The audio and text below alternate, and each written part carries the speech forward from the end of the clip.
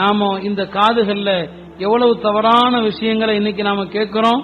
நம்ம வைத்திருக்கக்கூடிய செல்போன்கள்ல நல்ல விஷயங்களை வச்சிருக்கிறவங்களும் இருக்கிறாங்க, அழகான பயான்கள், கிராத்துகள் இப்படி வச்சிருக்கிறவங்களும் இருக்கிறாங்க.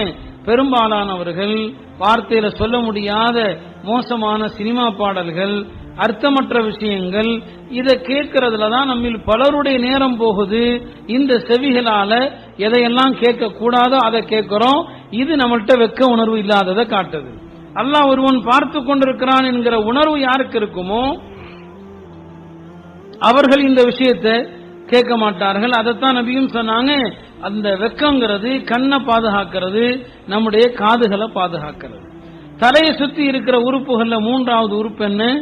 நாவு. இந்த நாவை பாதுகாக்கிறது, தகாத விஷயங்களை பேசுவதிலிருந்து, மோசமான வார்த்தைகளை பேசுவதிலிருந்து நாவை பாதுகாக்கிறது. இன்னைக்கு இந்த பிக் பாஸ் மாதிரி நிகழ்ச்சிகளால இந்த மூணுமே அடிபட்டு போயிடுது.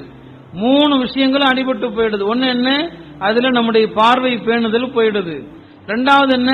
ஆபாசமான அருவருக்கத்தக்க வார்த்தைகள், அதுல இடம்பெறக்கூடிய வார்த்தைகளை நம்ம கேட்கிறோம்.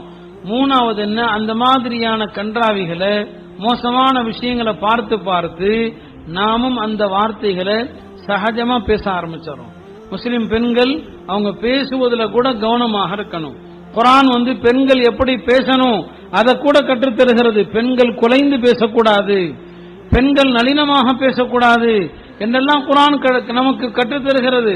ஆனா இந்த மாதிரியான கலாச்சாரத்தை சீரழிக்கக்கூடிய இந்த நிகழ்ச்சிகளை நம்முடைய தாய்மார்கள் பார்த்து நாகரிகங்கிற பேர்ல, ஸ்டைலுங்கிற பேர்ல முஸ்லிம் பெண்கள் எப்படியெல்லாம் பேசக்கூடாதோ அதையெல்லாம் பேசுவதற்கு இந்த நிகழ்ச்சிகள் கற்றுக் கொடுப்பதையும் பார்க்கிறோம். அப்படியானால் ரப்பு ஒருவன் இருக்கிறான் என்பதை மறந்து அவனிடம் எப்படி வெட்கப்பட வேண்டுமோ அந்த உணர்வை முற்றிலுமாக நாம் இழந்து விட்டதைத்தான் காட்டுகிறது. அடுத்து பெருமானார் ஸல்லல்லாஹு அலைஹி வஸல்லம் அவர்கள்